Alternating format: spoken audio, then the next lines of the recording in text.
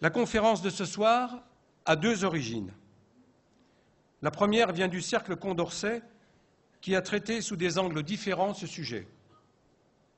La seconde genèse est issue de 2 journées de formation-action en mars et mai 2010, avec de nombreux élus des comités d'hygiène et sécurité et conditions de travail de 2 importantes directions nationales de France Télécom. Je tiens à saluer mes collègues CFDT de ces 2 directions nationales de Paris, présents ce soir, et à les remercier. Dans son livre « Souffrance en France », en vente ce soir, Christophe Dejour écrit dans la postface de 2008 « Les nouvelles organisations du travail ont des effets dévastateurs sur notre société tout entière. Elles menacent effectivement notre cité et nous ont déjà fait faire un pas significatif vers la décadence. Il est toujours possible de changer de direction, comme ce proverbe africain nous y invite. Si tu t'es trompé de chemin, reviens au carrefour. Revenir au carrefour, c'est croiser l'éthique, une orientation indispensable au discernement, au choix d'action au sein des organisations du travail. Y replacer l'humain comme centre, mesure et fin de toute organisation. Puissions-nous faire jaillir la lumière sur le sujet complexe qui nous rassemble ce soir, celui de la justice sociale dans de nouvelles organisations du travail, fondées sur l'éthique, comme Paul Ricoeur l'a définie, appelons éthique la visée de la vie bonne, avec et pour autrui, dans des institutions justes. Je vous souhaite une excellente soirée.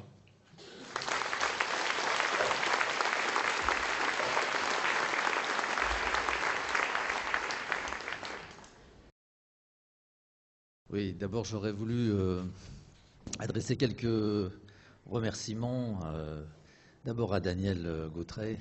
Je ne sais pas d'ailleurs si je dois vraiment aller jusqu'au bout de ma pensée, parce que je ne sais pas si je le remercierai vraiment, parce que vu le nombre que vous êtes, je suis maintenant saisi d'une espèce d'angoisse, et c'est quand même grâce à lui. Et voilà, donc c'est aussi à vous que s'adressent les remerciements d'avoir pris le temps de venir jusqu'ici et peut-être de participer ou d'apporter votre concours à la discussion d'un certain nombre de questions que Daniel Gautret a là en peu de mots. Alors je fais un commentaire à chaud, comme ça je ne l'avais pas entendu. Il a dit en fait en très peu de mots beaucoup de choses, et donc aussi pris des positions sur la manière de présenter le débat d'aujourd'hui, une manière dont je me sens très proche. Mais enfin, il faudrait pouvoir le commenter parce qu'il y a quand même pas mal de points de repère dans son petit topo qui mériteraient chacun d'être soulignés, je pense. Et, enfin, peut-être qu'on aura l'occasion d'ailleurs de revenir ou implicitement ou explicitement sur ce qu'il a dit, parce que je pense que c'est en plein dans le cœur du débat, notamment la référence à l'éthique, à l'humanisme, etc. Je ne voudrais pas non plus que vous pensiez que je vais vous faire un topo apocalyptique sur la décadence et la destruction de la civilisation. J'ai été plutôt commis aujourd'hui par Daniel Gautret et quelques autres, plutôt à essayer de développer la direction opposée. Je pense qu'il y a effectivement un risque non négligeable de processus de décadence, mais c'est évidemment très ennuyeux et très préoccupant. Il faut évidemment en prendre la dimension, mais ce pourquoi je suis venu ce soir, c'est plutôt pour vous donner quelques indications sur la manière dont on peut penser la possibilité de reprendre la main sur ce mouvement qui menace quand même effectivement, je crois, notre culture. Donc je vais essayer aussi de ne pas être simplement là pour vous accabler encore davantage, pour un certain nombre d'entre vous qui êtes probablement assez touchés par ces problèmes, mais essayer de vous donner la manière dont on peut penser quand même cette situation d'aujourd'hui, dans laquelle personnellement, et là je serais assez d'accord avec ce qu'a dit Daniel Gautret, je pense qu'il n'y a pas de fatalité.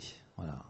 Je serais amené à vous le redire plusieurs fois, mais fondamentalement, je pense qu'il n'y a pas de fatalité dans la situation présente et qu'on peut éventuellement conjurer ce mouvement qui, à bien des égards, en tout cas pour nous, hein, moi je ne dis pas pour tout le monde, vous aurez certainement des points de vue assez contrastés, mais pour moi qui suis du côté des, disons, de la médecine, de la psychiatrie, de la psychopathologie, des crises psychiques, par les crises morales par lesquelles passent les hommes et les femmes de notre temps, évidemment, le point de vue que j'ai est forcément assez noir, parce que je suis du côté de ceux qui tombent, on peut dire, en quelque sorte. Et je les connais un petit peu mieux que peut-être ceux qui vont bien. Au passage, il est très important de connaître aussi ceux qui vont bien. J'en dirai quelques mots. Tout n'est pas dans une situation catastrophique dans notre pays, du point de vue du travail et du point de vue du rapport entre santé mentale et travail. Et donc, il est aussi très important d'avoir un œil attentif sur les conditions qui permettent que dans certaines situations de travail, dans certaines entreprises, dans certaines institutions, dans certaines administrations, les choses vont bien. Alors ça devient d'autant plus énigmatique aujourd'hui, mais c'est une tâche, au moins pour le chercheur, et très probablement pour le praticien aussi, et à mon avis à terme aussi pour les politiques, que de savoir repérer et comprendre les raisons, les ressorts de situations favorables à la santé mentale dans le travail. Alors je voudrais aussi remercier Agnès Bureau, qui est vice-présidente. Donc Daniel Gautret, c'est le président du Cercle Condorcet actuel, mais je voulais aussi remercier Agnès Bureau, le docteur Jean-Jacques Tabary aussi, qui est donc un de mes confrères, qui est aussi dans le bureau du Cercle Condorcet. Dire un petit mot aussi particulier au docteur Marcel Ouzer, qui est l'ex-président du Cercle Condorcet, et puis vous remercier tous les quatre de l'accueil que j'ai reçu. C'est pour moi que vient le plaisir de venir ici chez vous à Bourg-en-Bresse. C'est une première. Je suis très sensible à l'accueil que j'ai reçu. J'ai été très gentiment reçu et j'ai eu la chance de pouvoir aller voir et l'église de Bron et le musée avant de venir ici. Alors ça m'a bien mis dans une belle atmosphère de ce que c'est que le beau travail, le travail bien fait et les beautés de votre région. Voilà. Je connais d'autres parties de la Bresse, peut-être qu'on aura l'occasion d'en parler, où c'était moins facile à vivre que ce que j'ai pu voir cet après-midi sous le soleil en plus.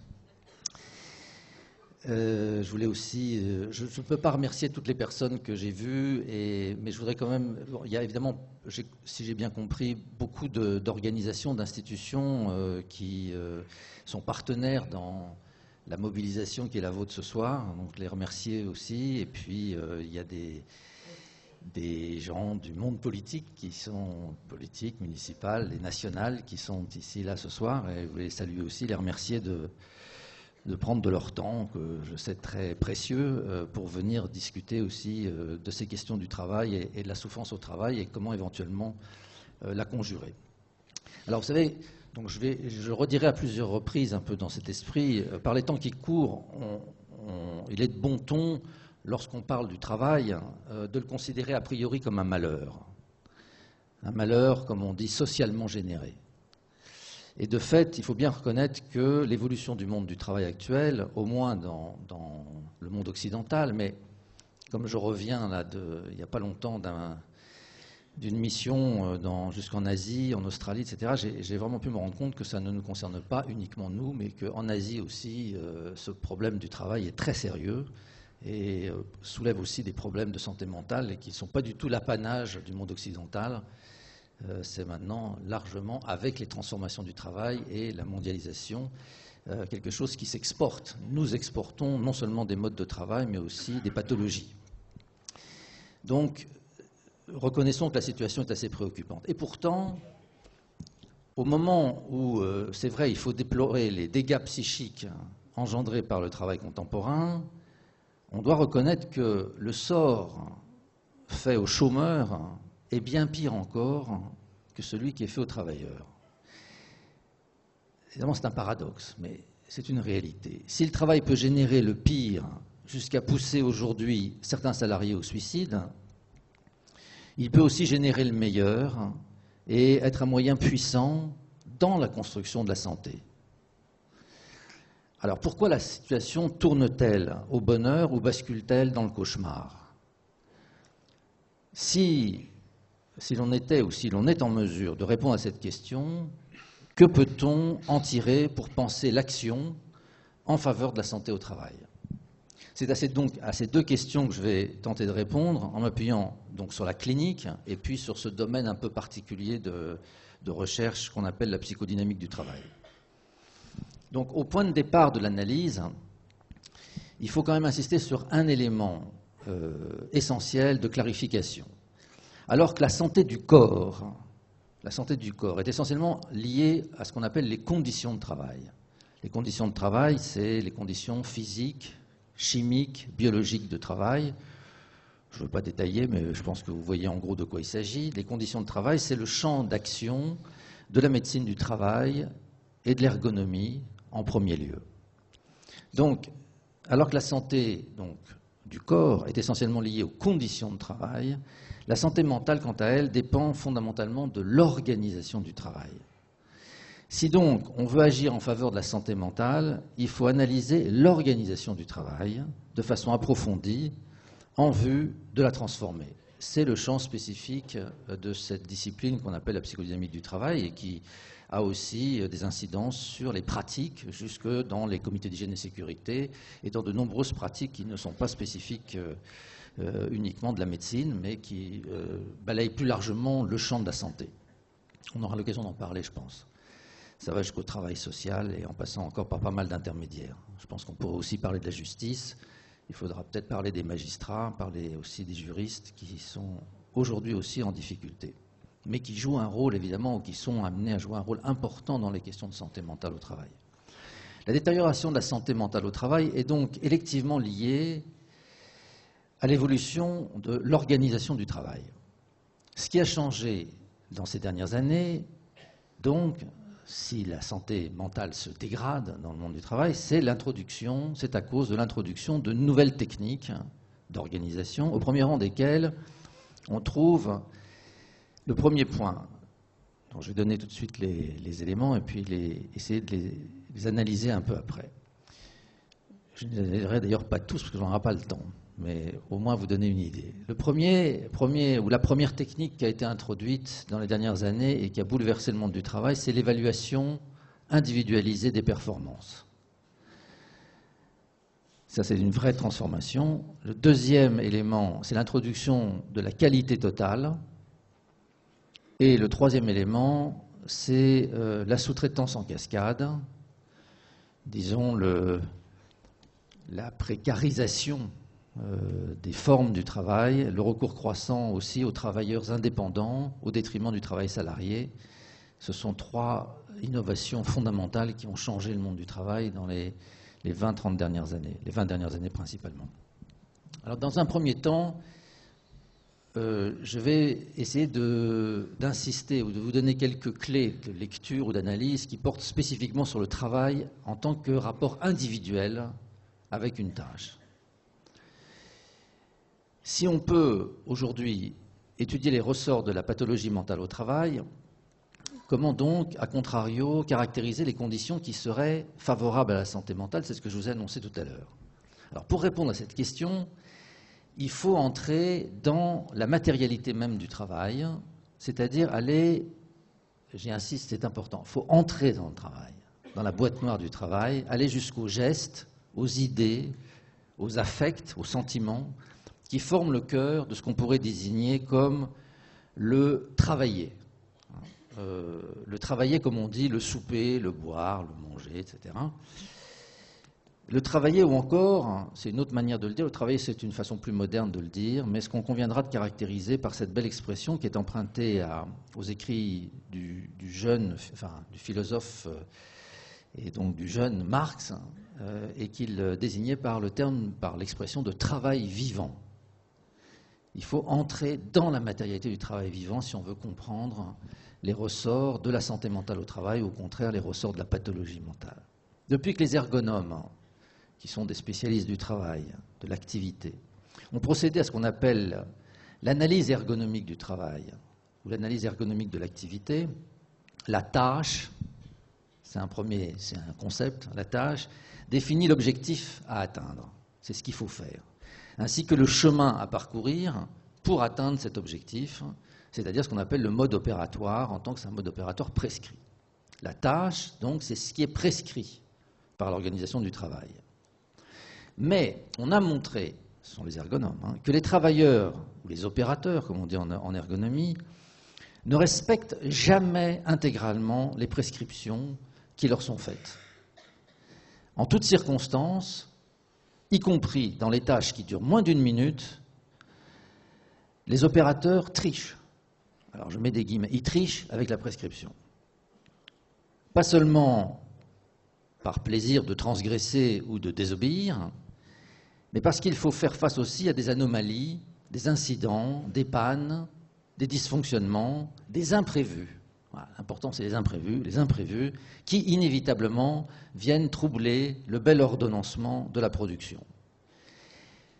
Même dans des systèmes industriels déjà très anciens, très rodés, dans lesquels on a une très grande habitude, on a soi-disant une très grande routine, même sur les chaînes de montage automobile, aujourd'hui, je peux vous montrer, clé en main, sur le terrain, que même une chaîne de montage ne se contrôle pas dans son intégralité. C'est très impressionnant. Je pourrais vous le détailler si vous voulez, mais il y a sans arrêt des incidents sur une chaîne. Et pour que la chaîne tourne, il faut faire face à ces incidents. Je vais y revenir dans un instant. Il y a toujours des incidents, même, vous voyez, des technologies qui datent d'il y a 100 ans, elles continuent à dysfonctionner. On ne peut pas, il y a toujours des imprévus, et quel que soit le luxe, le détail et le caractère savant, les efforts déployés par les ingénieurs des méthodes, les gens qui organisent le travail, il y a toujours des imprévus. C'est très important, il y a toujours des imprévus. L'opérateur triche pour essayer de faire le mieux possible dans le temps le plus court possible. Donc le mot tricherie est un mot ambigu, mais c'est un mot du langage ouvrier, ça n'est pas un mot péjoratif. La tricherie, c'est plutôt ce qui caractérise le savoir-faire ouvrier. Donc on triche un ourlet, on triche une cote, mais pour ça, il faut déjà être très habile, il faut être très entraîné, il faut connaître le métier dans son fond et en avoir déjà une bonne maîtrise pour être capable de tricher. Tricher un ourlet pour la couturière ou pour le tailleur. Vous savez ce que c'est, tricher un ourlet? C'est quand une couturière fait une robe pour une dame, elle regarde la dame d'abord avant de prendre les mesures, mais déjà elle a repéré que l'épaule gauche est un peu plus basse que l'épaule droite, et donc si vous lui faites une robe à volant, faut tricher l'ourlet. Parce que sinon, alors, ça va être catastrophique. En bas, vous allez avoir un décalage énorme. La bonne dame, elle a l'air complètement de travers. Donc on triche l'ourlet pour rééquilibrer un peu les choses. Alors tricher un ourlet, c'est un art, il faut savoir le faire, il ne faut pas le tricher trop, sinon ça se voit, donc ça c'est compliqué. Voilà. C'est du savoir-faire de métier.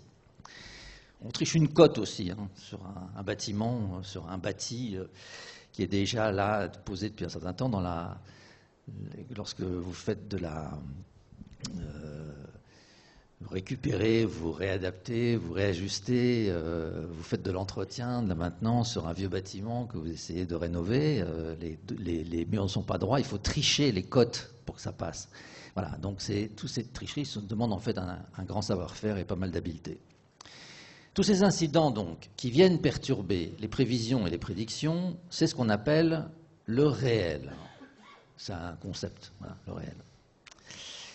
Le réel, c'est ce qui se fait connaître à celui qui travaille par la résistance de la matière, des outils, des machines, voire quelquefois des clients, quand on travaille avec des clients, ou quand on est médecin, quand on travaille avec des malades. C'est la résistance que le malade oppose au traitement, mais c'est aussi la résistance que la machine.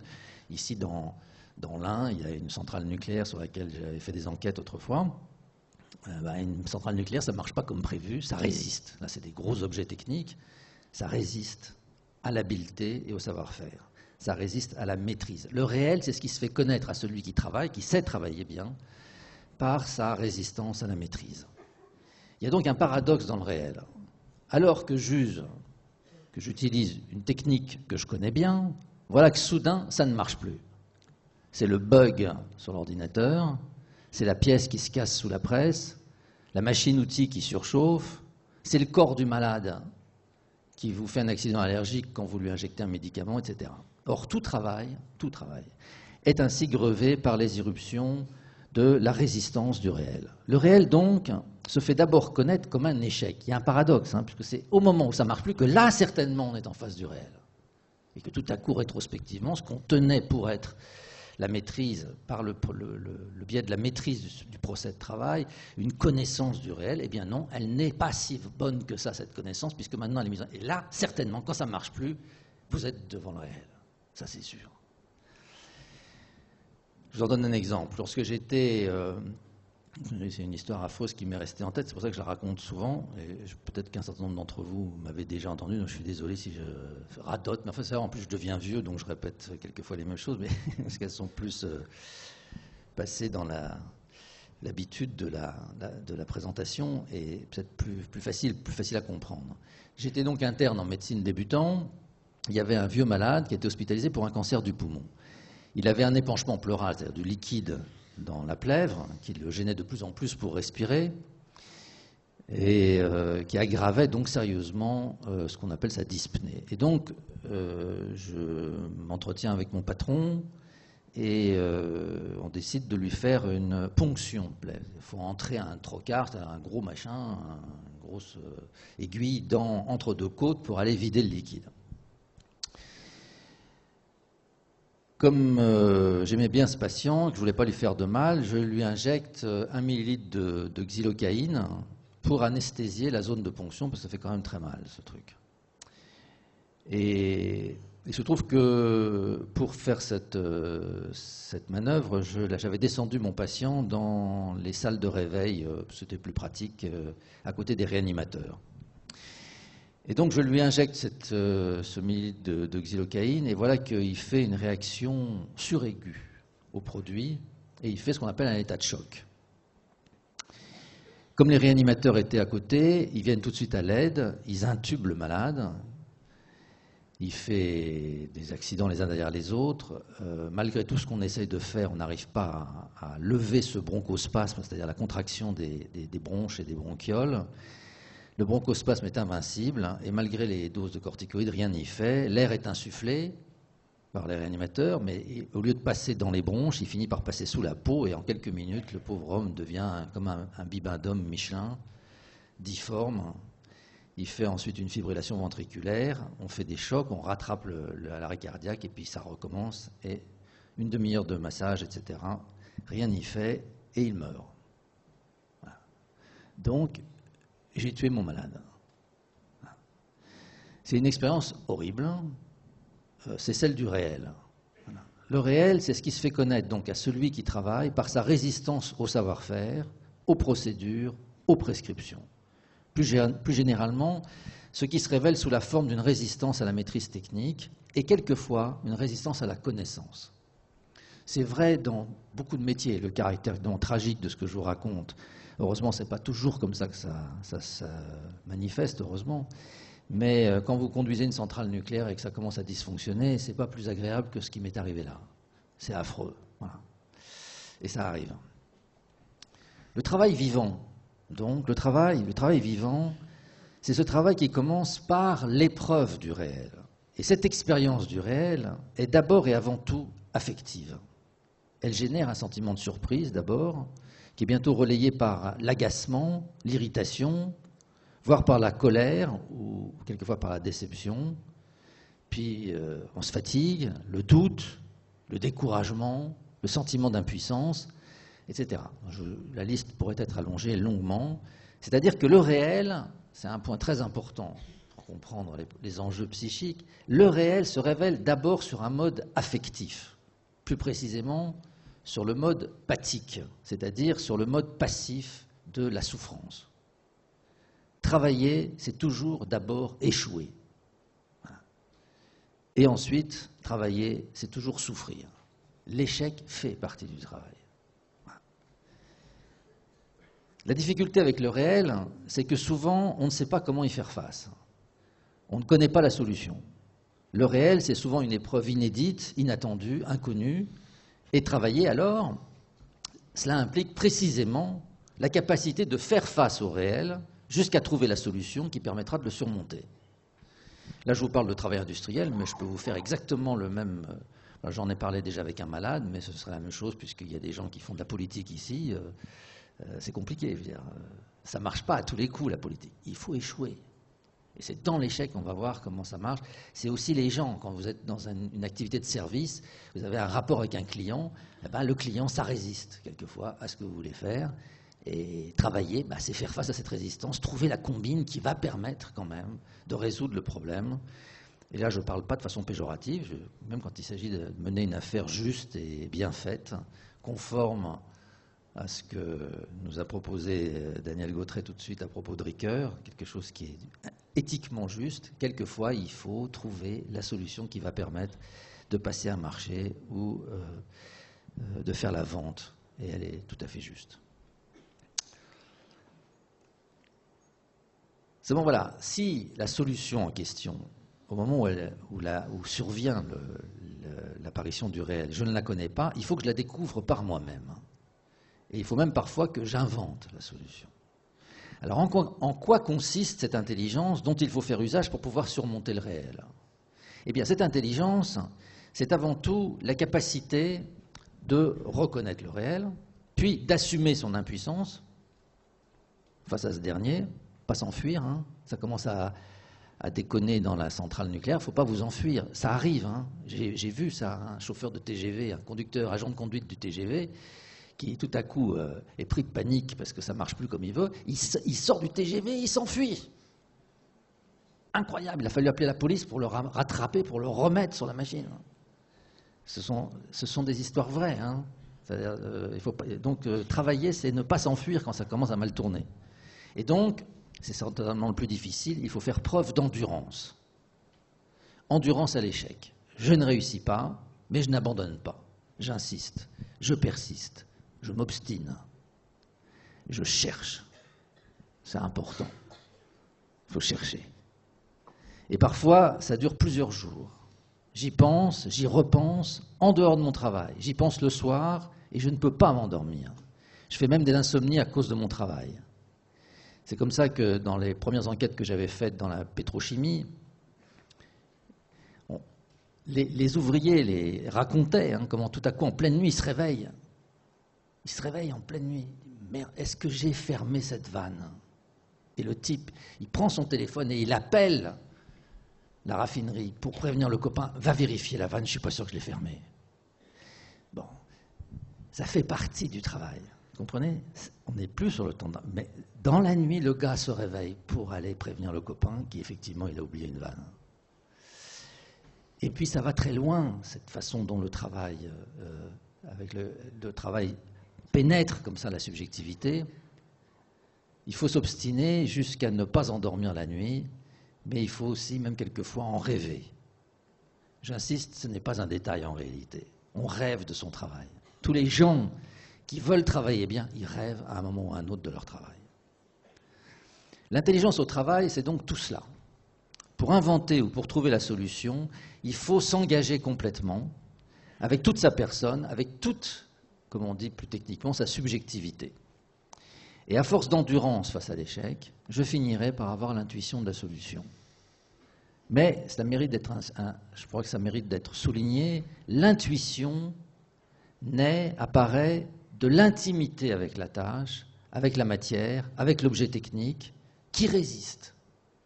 Il faut échouer, endurer, recommencer, échouer à nouveau, persister, revenir à l'ouvrage. Et à un moment donné, surgit une idée, la solution, qui est un rejeton de l'échec et de la familiarisation avec l'échec.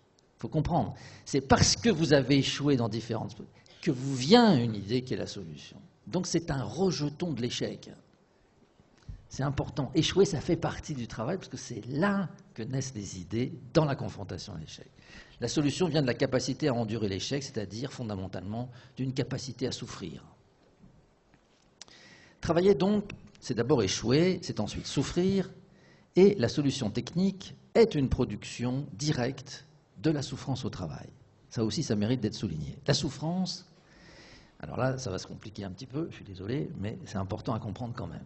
La souffrance, n'est pas seulement la conséquence regrettable et accessoire ou contingente du travail. La souffrance est au contraire cela même qui pousse le sujet qui travaille à chercher la solution pour justement s'affranchir de cette souffrance qui le taraude. C'est pour moins souffrir qu'il déploie son intelligence.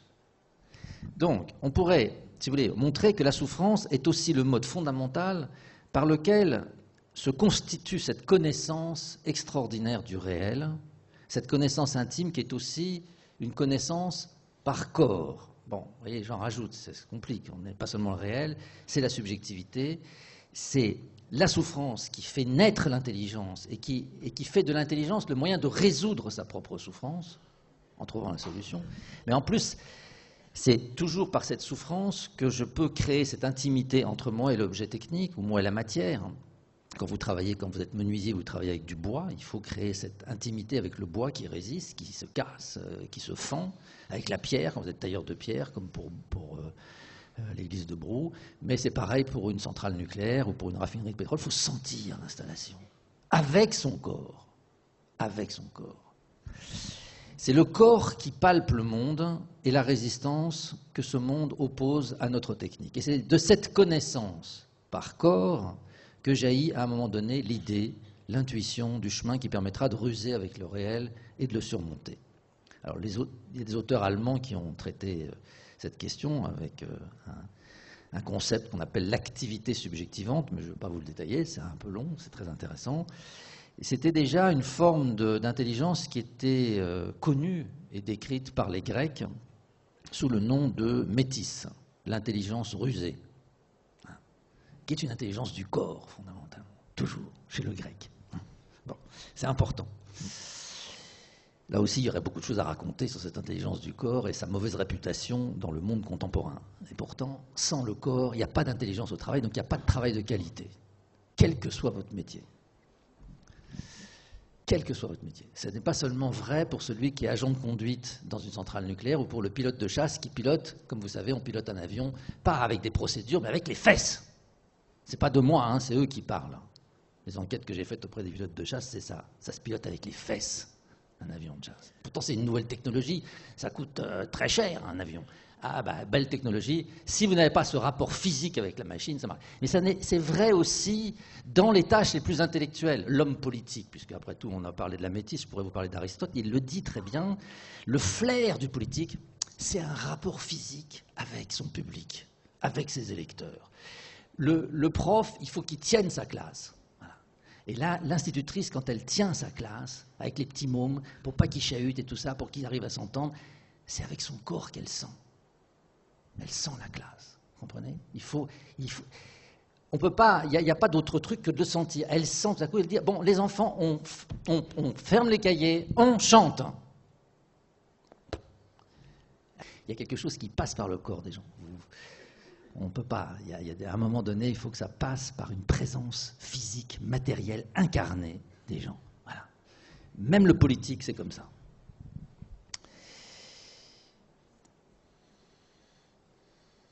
Je pourrais vous montrer maintenant, c'est toujours dans la suite de cette analyse de l'intelligence au travail, on pourrait montrer que cette endurance à la lutte avec le réel conduit finalement, vous oblige finalement à un déplacement de soi. Voilà. Il faut finalement, on est travaillé par le travail. Travailler, c'est produire, mais c'est aussi travailler avec soi-même, hein, échouer, souffrir, etc., inventer. Et en fait, ça suppose une transformation de vous-même. Au terme de cette épreuve, qu'est le travail de production, vous avez compris que travailler, ça n'est pas uniquement produire, c'est aussi et toujours se transformer soi-même. Au terme de cette épreuve, j'ai acquis effectivement de nouvelles habiletés, de nouvelles compétences. Je suis plus intelligent après la confrontation avec le réel qu'avant, avec la résistance du monde. Je suis rendu d'une certaine manière plus intelligent par mon travail. Dans tout travail de recherche, par exemple, on se heurte à des situations qu'on ne comprend pas. À chaque fois que j'essaye, je vous donne un exemple oui, je vais vous donner ça parce que c'est un truc aussi qui est assez particulier. À chaque fois que j'essaie de faire une préparation, quand je faisais du laboratoire, parce qu'à un moment donné je faisais un peu de labo, de biologie, on prélevait sur des rats des pancréas qu'il fallait isoler, voilà, qu'on appelle un pancréas isolé perfusé pour faire des études sur les îlots de Langerhans, enfin, c'est sur des trucs sur la diabétologie. Bon, je passe. Moi, je faisais, comme on m'avait prescrit, comme on m'avait appris, le mode opératoire pour sacrifier le rat et ramasser son pancréas. Et puis, le temps que je fasse mes prélèvements, parce qu'il fait un prélèvement de sang pour doser le sucre et l'insuline et tout ça, le pancréas, il partait en quenouille, quoi. Il se nécrosait, devenait tout noir, et paf, il était foutu. Bon. Donc, ça ne marchait pas. Et je ne comprenais pas pourquoi. Parce que je faisais exactement comme on m'avait dit de faire. Et tous mes rats, ça ratait. Je vous jure, j'ai passé des nuits d'insomnie, d'angoisse. Hein. J'étais jeune chercheur, hein, j'avais du mal. Hein. J'avais tellement, ça se passait dans un hôpital à Paris, donc je dormais à l'hôpital carrément. Et puis finalement, je traînais avec les rats. Je remontais. Je ne sais pas pourquoi j'ai fait ça. J'allais dans l'animalerie, et puis alors ça pue là-dedans, mais on finit par s'habituer, on finit par les aimer, ces rats, etc. J'ai fini par créer une intimité avec les rats. Et puis j'ai trouvé un truc. Alors je vous le donne, le truc. Il faut caresser le rat avant de le zigouiller. Si vous caressez le rat, alors il est en confiance, et là, vous avez le temps de le sacrifier, de lui prendre son truc, ça tient. C'est une histoire sordide, je vous l'accorde. Ça ne fait pas très médical, mais enfin c'est biologiste. Voilà. Personne ne m'a appris à caresser les rats. Et personne ne vous dit que ça fait partie des méthodes. Mais en réalité, c'est ça le travail. Il faut le trouver par soi-même, vous comprenez ? Travailler, c'est continuer à chercher, recommencer, et puis trouver la solution. Voilà. Et c'est quelquefois des solutions... Elles viennent, on ne sait pas comment, mais certainement ça vient de la confrontation à l'échec et de l'obstination. De cette analyse du décalage, donc, vous avez compris, entre la tâche, c'est-à-dire ce qui est prescrit, ce qu'il faut faire, ce qu'il faut atteindre, et puis ce que les gens font vraiment. Ce que les gens font vraiment, ça n'est plus la tâche, ça s'appelle en ergonomie l'activité. Vous avez toujours un décalage entre la tâche et l'activité. Ce décalage entre tâche et activité, entre le prescrit et l'effectif, avec entre les deux le réel, on peut tirer deux leçons. La première, c'est que travailler, c'est fondamentalement combler cet écart entre le prescrit et l'effectif. Ou pour le dire autrement, c'est ce qu'il faut ajouter aux prescriptions pour venir à bout de la tâche et du réel. C'est ce qu'on appelle le travail vivant. C'est ça, le travail vivant. Ce qui ne pourra jamais être remplacé par une machine. Vous mettez une machine, la machine, elle recommence à déconner, excusez-moi du terme. Puis en plus, je suis filmé, là, j'ai compris. Donc, s'il vous plaît, vous enlevez ça. Parce que je me laisse toujours emporter, et à un moment donné, je dis des grossièretés. Et c'est très embêtant quand il y a une caméra. Bon. Donc, je ne sais plus où j'en étais. Oui. Le travail vivant, donc, c'est cette capacité de ce qu'il faut rajouter de soi-même aux prescriptions pour que ça marche. La deuxième élément que je voulais tirer de cette discussion, c'est que le travail oblige celui qui travaille à se transformer soi-même et, dans le meilleur des cas, permet à ce dernier de progresser, de s'améliorer, c'est un point très important, voire, il faut oser le terme, de s'accomplir. Par exemple, à force de travailler le bois, celui qui est constamment devant des nouvelles essences, il sent dans le bois des choses que vous ne sentez pas. D'ailleurs, il arrive devant le meuble, comme ceux qu'on a vus là tout à l'heure en loupe de frêne, hein, très typique, si j'ai bien compris, de la Bresse. Hein. La loupe de frêne avec le chêne autour, etc. C'est le très beau meuble qu'il y a. Le menuisier ne peut pas s'empêcher de passer la main dessus. Il caresse le bois, parce qu'il sent des choses que vous ne sentez pas. Il a acquis ces nouveaux registres de sensibilité qui n'étaient pas là avant. C'est un point très important. Voilà. Je pourrais vous en donner d'autres exemples. À force de travailler votre piano et de vous casser le nez sur le piano et de recommencer, alors au bout d'un certain temps, quand un jour vous y arrivez, alors vous entendez chez l'autre pianiste des sonorités, une vélocité que vous n'entendiez pas jusque-là. Autrement dit, votre sensibilité s'accroît. Grâce au travail, naissent en vous de nouveaux registres de sensibilité, grâce à quoi vous vous accroissez vous-même. Vous devenez plus sensible, plus capable de partager avec les autres, d'aimer davantage les choses, les objets, la cathédrale, enfin l'église de Brou par exemple, ces très belles sculptures qui sont dedans. C'est donc une première approche du plaisir au travail qui, au plan théorique, entretient des rapports étroits avec ce qu'on appelle techniquement la sublimation. C'est le premier niveau de la sublimation. Mais il y a comme une malédiction sur ce qui est au cœur du travail, car tout ce dont je viens de vous parler ne se voit pas et ne peut pas se voir. Les réactions affectives à la résistance du réel et à l'échec, ces réactions affectives ne se voient pas. L'irritation, le découragement, le doute sur sa propre compétence ne se voient pas. Mes insomnies ne se voient pas. Les affects, les effets aussi de ma mauvaise humeur sur mon conjoint, sur mes enfants. Et pourtant, ça fait partie du travail. C'est important. Il n'y a pas un d'entre vous qui essaie de travailler bien sans que ça ait des conséquences beaucoup plus sérieuses et beaucoup plus profondes que vous ne le croyez sur votre conjoint et sur vos enfants. Vos enfants, sur le développement de vos enfants. Je vous le démontre, je n'ai pas le temps. Mais je vous assure, c'est incroyable. Vos enfants, leur propre développement psychique dépend de ce rapport que vous avez, vous, avec votre travail. C'est pourquoi, si votre rapport au travail se dégrade, généralement, vos enfants le manifestent aussi avec des formes psychopathologiques. Ils deviennent agités à l'école, ne veulent plus apprendre. C'est le résultat direct d'une déstabilisation de votre rapport au travail et de la perte du plaisir au travail. Lorsque je rêve de mon travail, et moi je pense que c'est un temps essentiel, qui est le temps de transformation de soi, dans la nuit, dans le rêve, lorsque j'imagine une solution, mon imagination, comme mes rêves, ne se voit pas. La souffrance, d'une façon générale, n'appartient pas au monde visible. Donc ça, c'est un autre phénoménologue qui n'est pas Paul Ricoeur, mais qui est Michel Henry, aussi un philosophe français important. C'est de lui qu'on tient ça. Tout ce qui est de l'ordre de la subjectivité n'appartient pas au monde visible.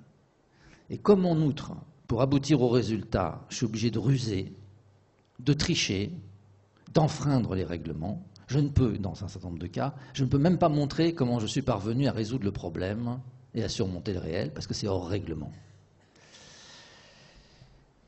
Je vous en donne rapidement un autre exemple de ce que c'est que ça. Ça a été étudié par un de mes étudiants.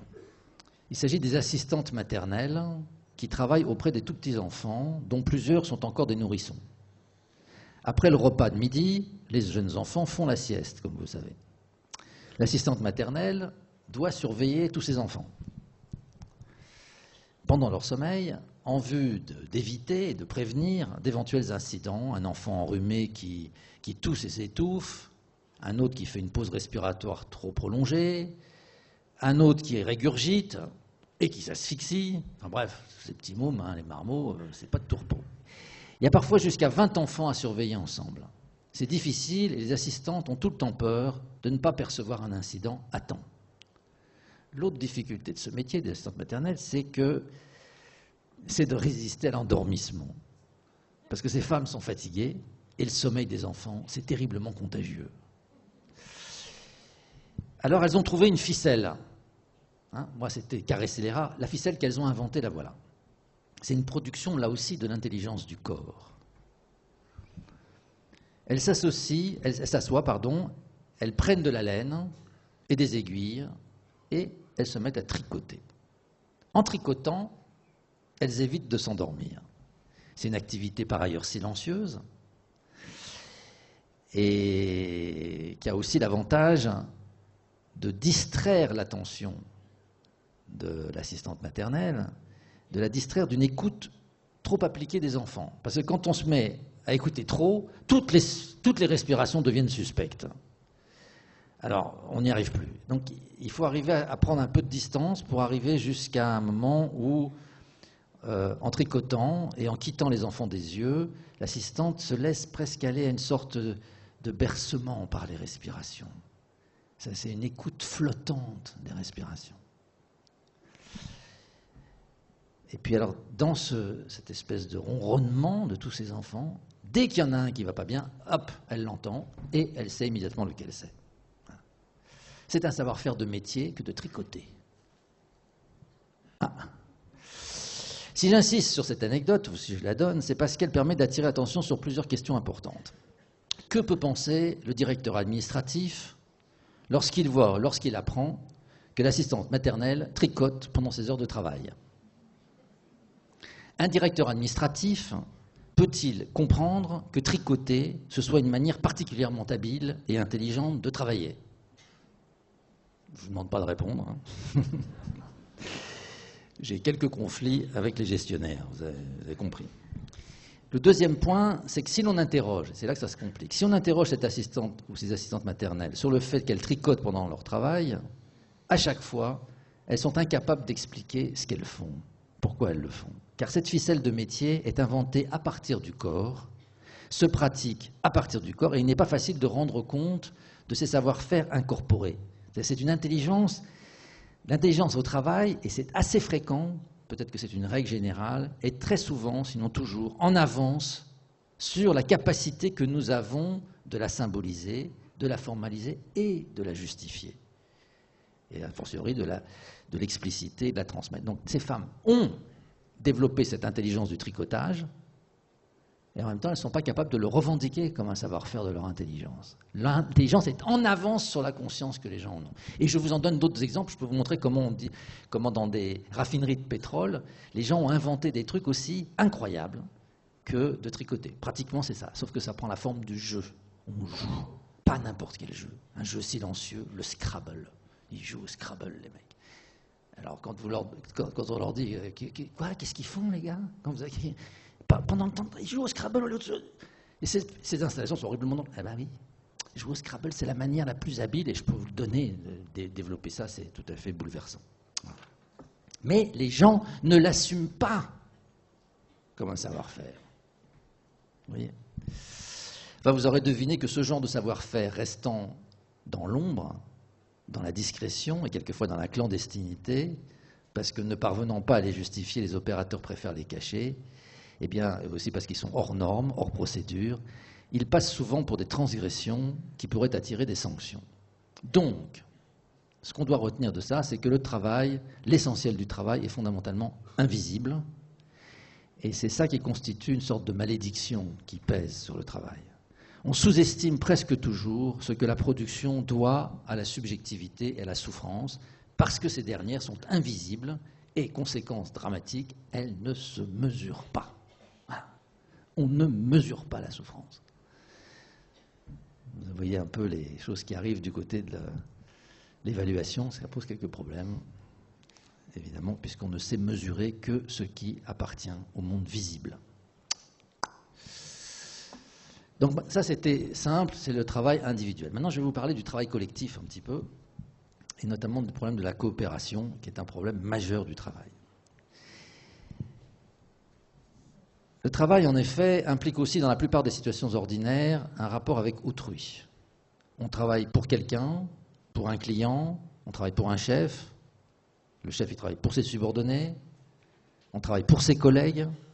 Le travail implique parfois le collectif, avec en son centre, donc, la question de la coopération. Or, il en va de la coopération comme de l'activité, à savoir qu'il existe toujours un décalage entre l'organisation du travail prescrite, ce qu'on désigne sous le nom de coordination, c'est les ordres, la coordination, et l'organisation du travail effectif, ce que font vraiment les gens qui travaillent, et qu'on désigne cette fois-ci sous le nom de coopération.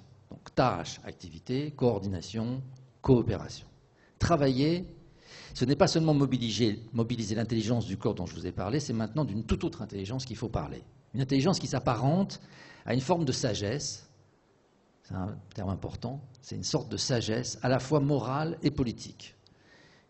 qu'Aristote a longuement commenté, c'est ce qu'on appelle la sagesse pratique, en grec c'est la phronésis, qui est fondamentalement une intelligence délibérative. Donc identifier, ce n'est pas d'aujourd'hui, hein, ça date de 2500 ans, on sait ça. On l'a un peu oublié en revanche, mais le savoir, on le sait depuis très longtemps. La coordination des ordres, la coordination prescrit la division des tâches, les attributions, les prérogatives, les limitations de rôle et de fonction. La coordination, c'est un point important, c'est le lieu même d'exercice du pouvoir, et ce n'est pas la peine de se masquer la réalité, c'est aussi le lieu de la domination. toute organisation du travail est en même temps une technologie de la domination. C'est comme ça depuis toujours, et ça le sera toujours. On peut critiquer, mais c'est comme ça. Mais là encore, il suffit de devenir strictement obéissant pour que le pouvoir s'effondre. Quand les salariés exécutent strictement les ordres, la production tombe inévitablement en panne. C'est ce qu'on appelle la grève du zèle. Les gens font exactement ce qu'on leur dit de faire. C'est impossible. Ça tombe en panne. Dans le meilleur des cas. Quelquefois, ça explose. Même dans une armée, si les hommes s'en tiennent à obéir rigoureusement aux ordres, c'est une armée vaincue. Dans l'armée, on le sait, il faut interpréter les ordres. Et pourtant, on n'arrête pas de dire discipline, discipline. En même temps, il faut interpréter les ordres. Sinon, vous êtes foutus. La coopération, c'est donc autre chose que la coordination. Elle implique un remaniement, cette fois-ci, consensuel de l'organisation prescrite. Pour cela, il faut, à ceux qui s'efforcent de travailler ensemble, dans un collectif ou dans une équipe, il faut remanier la division des tâches et des hommes et des femmes en inventant des règles pratiques admises et respectées par tous. Faute de temps, je ne peux pas commenter ici tous les chaînons intermédiaires de la construction d'une coopération, mais je vais vous en donner quelques-uns quand même, simplement pour les signaler, pour que vous voyez de quoi il s'agit. Ça exige que s'établissent entre ceux qui travaillent des relations de confiance. Il n'y a pas de coopération sans confiance. C'est la condition pour que chacun ose montrer aux autres comment il travaille, sans crainte qu'en révélant ses tricheries, cela se retourne contre lui. Donc il n'y a pas de possibilité de coopérer avec les gens si je ne peux pas montrer comment je travaille, donc si je n'ai pas confiance en eux d'abord. Alors, dans le cas où la confiance est présente, peuvent être mis en discussion les différents modes opératoires de chacun, parce que chacun d'entre nous, nous ne travaillons pas de la même façon. Tous les infirmiers d'une équipe infirmière ne travaillent pas de la même façon. Les assistantes sociales ne travaillent pas de la même façon.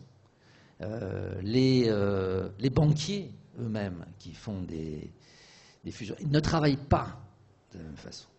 Donc, oser montrer ce qu'on fait, hein, c'est un point très important. Pour travailler ensemble,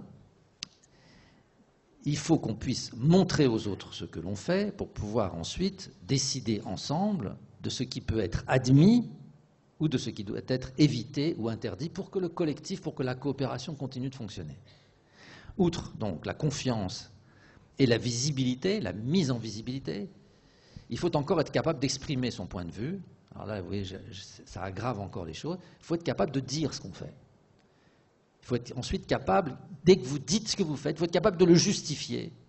Et tertio, il faut être capable de défendre son opinion sur sa manière de travailler. Ce n'est pas exceptionnel ce que je vous dis, c'est l'ordinaire du travail. Dès qu'on travaille à plusieurs, il faut tenir ses exigences, il faut dire ce qu'on fait, il faut le montrer. Parce que là, il y a un truc qui est... Bon, je suis désolé, je fais tout le temps des parenthèses, mais c'est peut-être un peu... C'est pas la transparence. La transparence, c'est le meilleur mot d'ordre quand on veut se débarrasser du problème. Il n'y a aucun problème, il faut rendre transparent. Comme vous avez compris, le travail étant subjectif ne se voit pas. Donc il n'y a rien à voir. Donc vous pouvez me rendre tout transparent, ça n'a aucune importance, il n'y a aucun risque. Allez dans une centrale nucléaire, vous ne comprenez absolument rien au travail des gens. Ce dont je vous parle, ce n'est pas de la transparence, c'est de la visibilité, c'est-à-dire de l'effort qu'il faut faire pour rendre visible ce qui justement ne l'est pas. Et il faut parler pour ça, et il faut se justifier. Donc c'est compliqué et c'est même risqué de parler pour montrer ce qu'on fait. Dans le meilleur des cas, on peut arriver à dire ce qu'on fait et à le justifier. Et encore un cran de plus, tout ça ne va marcher que si je suis capable d'écouter les autres, écouter le point de vue des autres. C'est en cela que consiste, en fin de compte, d'apporter son concours à ce qu'on appelle la délibération collective sur le comment du travailler ensemble ou sur, si vous voulez, l'interprétation commune, collective, consensuelle des ordres. Interpréter ensemble la façon de tricher avec les ordres. Dans le meilleur des cas, on arrive à des accords, à fabriquer des accords, à former des accords consensuels sur les manières de faire et de travailler à l'intérieur d'un collectif, sur les responsabilités, sur les obligations de chacun. Mais dans d'autres cas, l'accord consensuel ne peut pas être obtenu. Il y a alors voilà, conflit, litige, et il faut bien, à un moment donné, trancher par une décision, ce qu'on appellera un arbitrage, qui, faute évidemment d'être consensuel, puisque c'est un arbitrage, ne peut devenir opérant que si cet arbitrage est proféré par quelqu'un qui jouit d'une autorité effective. Alors l'autorité, je sais que ça fait mauvais effet, et surtout de ma part de venir vous parler de ça, ça a très mauvaise réputation, mais l'autorité c'est vachement important, on ne peut pas s'en passer. Voilà. C'est la réalité. Si on ne veut pas être démagogique, il y a le problème de l'autorité de celui qui prend la décision. Contrairement à ce qu'on... Voilà, il ne faut pas être trop simple là-dessus. Ce sont les gens d'en bas qui ont besoin qu'il y ait quelqu'un doté d'une autorité et qui assume les décisions, les arbitrages. Ce n'est pas seulement par le haut qu'on a besoin d'autorités qui transmettent, on a aussi besoin par le bas. Les gens d'un collectif, ils demandent d'avoir à un moment donné quelqu'un qui arbitre, qu'on en finisse avec cette discussion qui ne débouche plus, qui devient stérile. Et il faut prendre une décision. Ça fait partie d'un autre volet que je n'ai pas le temps de vous développer, mais que vous devinez, qui est la coopération verticale. La coopération, ça n'est pas seulement la coopération horizontale, c'est aussi la coopération verticale. Nous avons besoin de bons chefs. Très important dans le travail, en tout cas pour ceux qui essaient de travailler bien ensemble. Quand on arrive donc, soit par un arbitrage, soit encore plus, de façon plus noble, à un accord, un consensus sur la manière de faire, on peut arriver à ce qu'on appelle un accord normatif, c'est-à-dire un accord entre les membres de l'équipe qui fera désormais référence pour tout le monde. Ça s'appelle un accord normatif. Il devient une norme pour tout le monde, un repère. Un degré de complexité de plus, si l'accord peut être stabilisé, donc, et devenir un accord normatif, si on en met plusieurs ensemble et qu'on les articule, ça constitue ce qu'on appelle une règle de travail. Et quand plusieurs règles de travail, donc accord normatif, plusieurs règles de travail sont articulées entre elles, alors elles forment ce qu'on appelle des règles de métier, qui est le plus noble. Hein. C'est vraiment le plus noble dans la hiérarchie des productions de la coopération. Or, on peut montrer facilement, à partir de l'analyse du processus de construction des règles, qu'une règle n'a jamais une vocation purement instrumentale, c'est-à-dire une vocation purement d'efficacité technique. Elle est en même temps et toujours une règle sociale qui organise la civilité, le vivre ensemble. C'est très important. Toutes ces règles, elles règlent à la fois comment on travaille, mais elles règlent aussi, c'est assez facile à montrer, je n'ai pas le temps, c'est dommage, mais que pour qu'on puisse travailler ensemble, il faut que je respecte les besoins de l'autre, son âge, ses antécédents médicaux, son genre, enfin son sexe plutôt, parce que le genre c'est un rapport, mais le sexe, les femmes et les hommes n'ont pas le même point de vue sur le travail, et ils ont des bonnes raisons de ne pas avoir le même point de vue. Voilà. Et donc, quand vous voulez faire un accord normatif, il faut respecter le point de vue, il faut l'écouter. Donc toute règle de travail est en même temps une règle de vivre ensemble. C'est fondamental. Travailler, c'est ma deuxième formule, ce n'est jamais uniquement produire, c'est aussi vivre ensemble.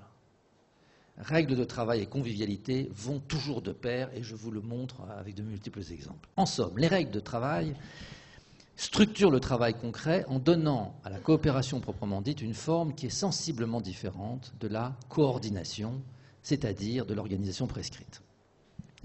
À cette activité de construction de règles, qui consomme une bonne partie de notre temps et de notre énergie, puisqu'elle exige, j'insiste, c'est important, elle exige des temps de réunion, des temps dans lesquels on parle, des temps dans lesquels on écoute les autres. C'est le plus important, peut-être de ce que j'ai à dire ce soir, c'est ça en fait, c'est ce chaînon intermédiaire. À toute cette activité qui s'organise quand cet espace existe, on donne le nom d'activité déontique. Alors vous avez entendu parler de la déontologie, c'est un terme un peu technique, hein, déontique, mais déontologie, vous savez ce que c'est les règles de métier propres, en particulier aux médecins qui ont des déontologies, mais il n'y a pas que les médecins qui ont une déontologie, d'autres métiers en ont. La déontologie, c'est quand c'est entré dans la loi. Mais avant la loi, il y a l'activité déontique qui est la production de ces règles. L'activité déontique fait partie intégrante du travail ordinaire. Et elle conduit à des différenciations parfois très marquées entre équipes ou entre collectifs, entre styles de travail. Les collectifs et les métiers ont une histoire. Et cette histoire n'est autre que l'histoire de leurs règles et des transformations successives de ces règles.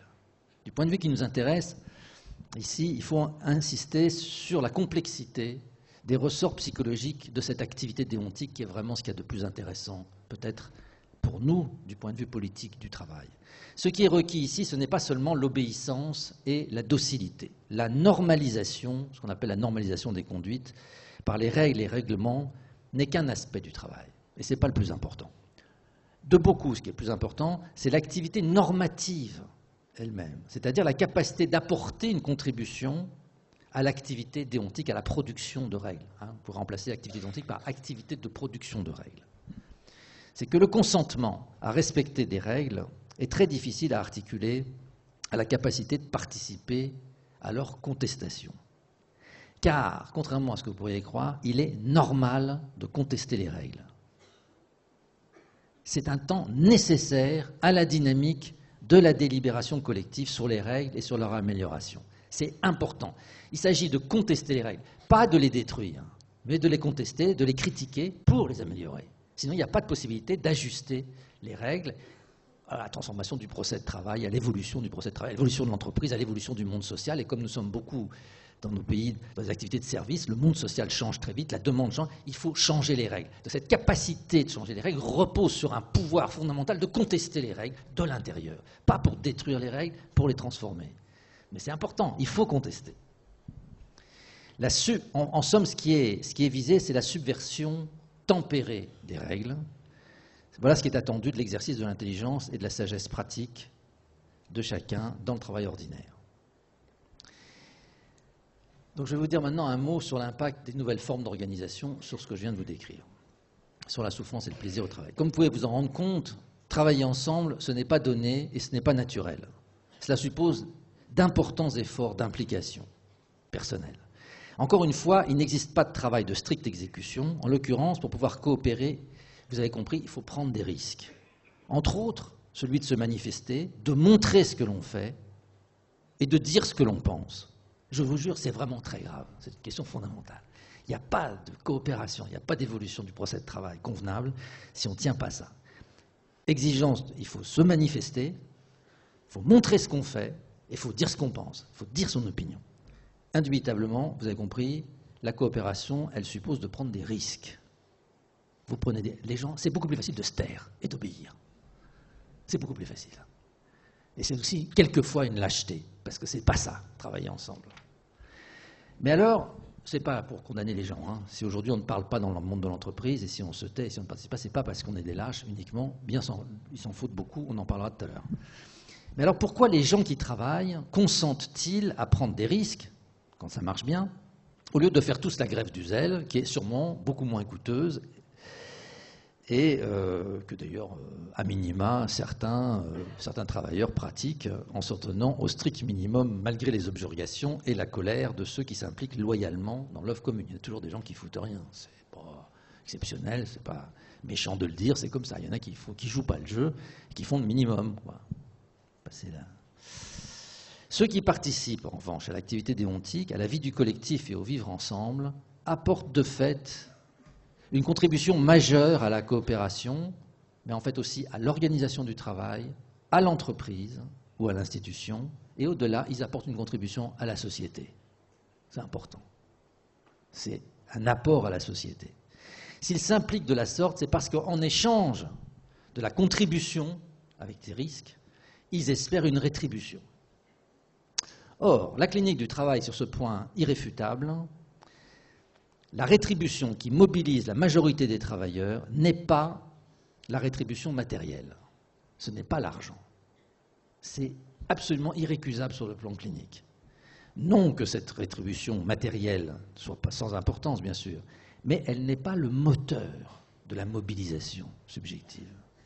La rétribution attendue des hommes et des femmes est avant tout une rétribution symbolique. La puissance de la rétribution matérielle sur la mobilisation subjective ressortit elle-même à sa dimension symbolique et renvoie très étroitement à des critères de justice et d'équité. Je vous le démontre facilement. J'ai des patients, ce sont des gens qui touchent des salaires qui, évidemment, vous ferez tous pâlir vous mettrez en syncope peut-être, des banquiers, bien sûr, donc ils touchent beaucoup d'argent et des bonus qui sont quand même superbes. C'est $1 million, $1 500 000, $2 millions à la fin de l'année. Bon, c'est assez agréable, quoi. Eh bien, L'un d'entre eux touche 1 750 000 alors qu'il attendait 2 millions. C'est très sérieux. On voit bien que ce qui est en cause, c'est qu'il voit bien qu'il ne bénéficie plus dans sa banque du prestige qu'il avait jusque-là. Et il sait que c'est le début de la crise pour lui et que ça annonce que peut-être demain il va sauter. Parce que vous savez, on réduit le personnel dans les banques. Donc vous passez très vite du haut au bas. Et il se retrouve sur le divan du psychanalyste. Malgré le 1,5 million de dollars de bonus. Vous comprenez? C'est très important. Bon, et il y a beaucoup de gens qui se mobilisent pour peu de salaires, ou des salaires faibles, quand on le compare à tout ce que je viens de vous dire, mais qui le font parce qu'ils ont une reconnaissance qui est énorme, qui est une reconnaissance de la cité. Hein, c'est pas pour l'argent qu'ils le font. L'instituteur de la Troisième République, c'est quelqu'un qui travaillait pour des salaires extrêmement faibles, hein, mais la Troisième République, elle s'est constituée là-dessus, sur les instituteurs. Bon. Les gens, ils travaillaient parce qu'ils avaient une reconnaissance sociale majeure. Aujourd'hui, les instituteurs gagnent plus comparativement que ce que gagnaient les instituteurs de la Troisième République. Mais ils n'ont plus de reconnaissance sociale. Alors là, ça devient très difficile à tenir. Vous voyez, ce n'est pas l'argent qui compte, ça compte, mais ce n'est pas ça c'est le sens de l'argent qui compte. Donc, c'est la dimension symbolique. Je n'ai pas le temps donc de développer toute cette histoire de la reconnaissance, mais je m'en tiendrai quand même à dire que cette reconnaissance dont je vous parle, qui est évidemment quelque chose de très précieux, ça passe par des jugements. Il existe 2 formes de jugement dans le monde du travail. Le premier, c'est ce qu'on appelle le jugement d'utilité, qui porte sur l'utilité économique, technique ou sociale de ma contribution à l'organisation et à la réalisation du travail. Et nous sommes très attachés à ce jugement d'utilité, grâce auquel mon activité est reconnue comme un travail. Ce n'est pas un passe-temps, ce n'est pas un loisir, c'est un travail. Et en contrepartie de cette utilité, je gagne une place dans la société. Madame telle, vous êtes devenue une inutile.